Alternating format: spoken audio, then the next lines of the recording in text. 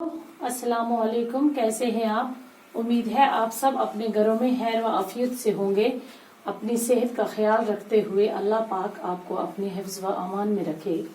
तो प्यारे बच्चों, जैसा कि आप जानते हैं कि कल ये जो मौजू है हमारा, ये हमने पढ़ा ज़ाफ़रान, इसी को आज हमने आगे कंटिन्यू करना है। तो बच्चों, आप अपनी किताब का पेज नंबर 96 निकालें। तो पेज नंबर 96 का पैरा 2। अक्टूबर और नवंबर में श्रीनगर से कुछ दूर पामपोर में ज़ाफ़रान की खेतियों की खूबसूरती देखने की चीज है। पामपोर के अलावा कई और इलाकों में भी इसकी काश्त होती है। ज़ाफ़रान के फूलों पर जब चांद की दिल आवेज रोशनी पड़ती है तो ये कहना पड़ता है कि अगर कोई बेशत है तो बस यही जमीन है। उनकी पत्तियों पर नया रंग और नई कैफियत होती है। ये बोलते हैं कि अक्टूबर और नवंबर के महीने में जब श्रीनगर से कुछ दूर पामपोर में ज़ाफ़रान की खेतों की खूबसूरती जो है वो देखने लायक है, वो देखने की चीज है। वहां जाके देखना चाहिए कि पामपोर का इलाका, ये जो पामपोर के अलावा कई और इलाकों में भी इसकी काश्त होती है, लेकिन ज़ाफ़रान के फूल चांद की तरह चमकते हैं और इतने खूबसूरत लगता है कि इंसान समझता है कि अगर जन्नत है तो बस यही इसी जमीन पे है। और उनकी पत्तियों के नए रंग और क्या कैफियत है, मैं आपको बयान नहीं कर सकती। ज़ाफ़रान को बादशाहों का फूल समझा गया है। ये दूसरी बात है कि इसकी तहलीक में मेहनत कश तबका का लहू शामिल होता है। यूनानियों के यहाँ ज़ाफ़रान के रंग को शाही रंग समझा जाता है।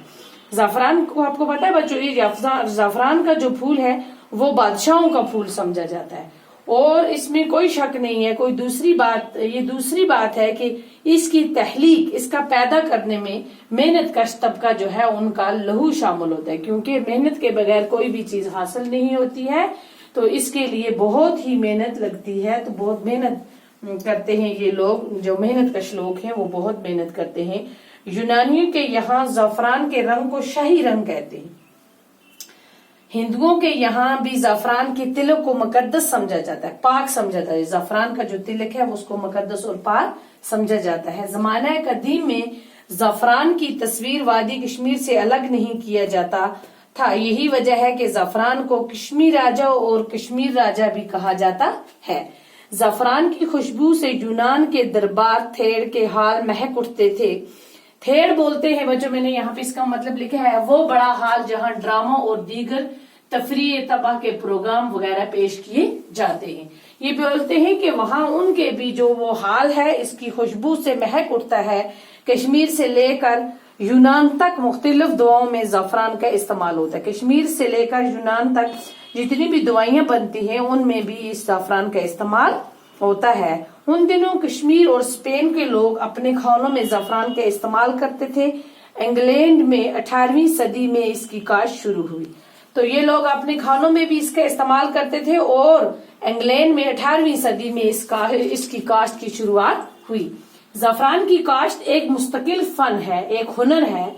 इसकी काश्त के लिए खास किस्म के ढलवान जमीन दरकार है। जुलाई और अगस्त में बीज के बल्ब डाले जाते हैं। जुलाई और अगस्त के महीने में बीज के बल्ब इसमें डाले जाते हैं। एक बार डालने के बाद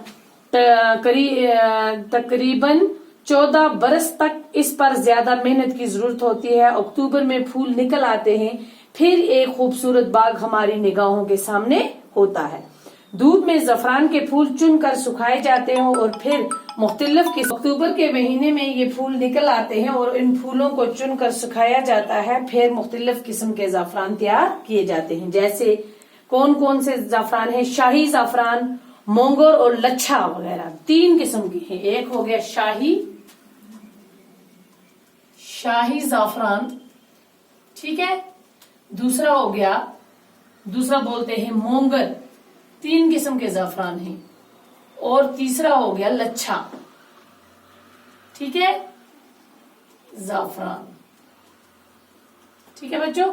3 किस्म के ज़ाफ़रान, शाही ज़ाफ़रान, मोंगर ज़ाफ़रान और लच्छा ज़ाफ़रान। तो हिंदुस्तान में हर किस्म के ज़ाफ़रान की मांग है। बढ़ती हुई इस मांग की वजह से कश्मीरी ज़ाफ़रान की तजारत बढ़ती जा रही है। पूरे हिंदुस्तान में ज़ाफ़रान इन तीनों किस्मों में से कोई भी किस्म का हो उसकी मांग है اور اس بڑھتی ہوئی مانگ کی وجہ سے کشمیر میں زعفران کی تجارت بڑھتی جا رہی ہے، کیونکہ جب کسی چیز کی ڈیمانڈ ہوتی ہے، جب کسی چیز کی مانگ ہوتی ہے تو کیا ہوتا ہے، اس کی پھر تجارت بھی بڑھتی جاتی ہے۔ کشمیر میں زعفران کی کاشتکاری کو بڑے پیمانے پر فروغ دینے کے لیے مرکزی ریاستی حکومت نے کئی منصوبے تشکیل کیے ہیں اور ایک طویل منصوبہ نیشنل زعفران مشن کے تحت ہاتھ میں لیا ہے۔ امید ہے کہ جدید سائنسی طریقوں سے بھی کاشت کرنے کی کوشش کی جائے گی۔